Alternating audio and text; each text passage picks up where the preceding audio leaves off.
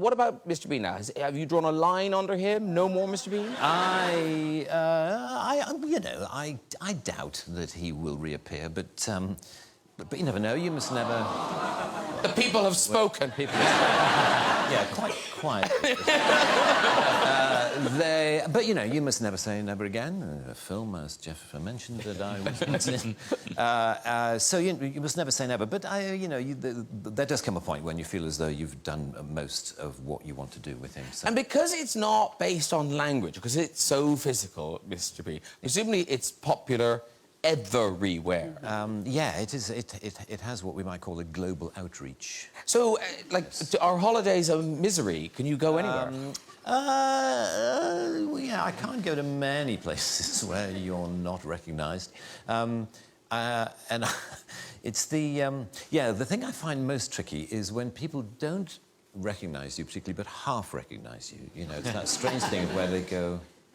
and of course that means they stare a lot, and they just look.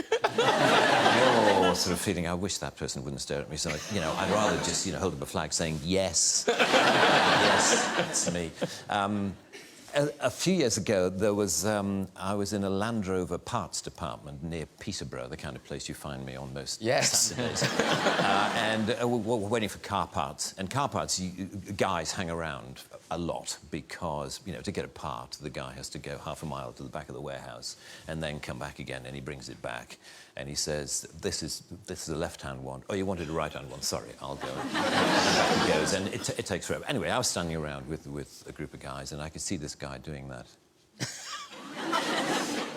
And he came up to me after a while, and he said, excuse me, has anyone ever told you that you're the absolute spitting image of that Mr. Bean? And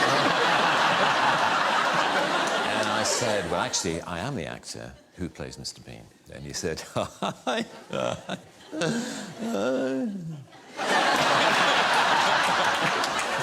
I bet you wish you were. And there followed this bizarre conversation in which the more I tried to claim that I was the person whom he thought I merely resembled, the less he believed me. But what was funny was how close he thought I was to you know, he said, the resemblance is uncanny. Have you ever thought of doing any, you know, look-alike work, like, you know, stag nights and hen nights? You know, you can go along as Mr. Bean. And I said, no. And he said, because you can make an absolute fortune. And I could tell after a while I had to bring the conversation to a close because clearly not only was he not believing me, but he was getting quite annoyed, you know, that I was pursuing this line of I am Rowan Atkinson and clearly he thought I was this total arse who, just because I happen to look a bit like Mr. Bean, goes around the country actually claiming to be Mr. Bean. You know, what a twat.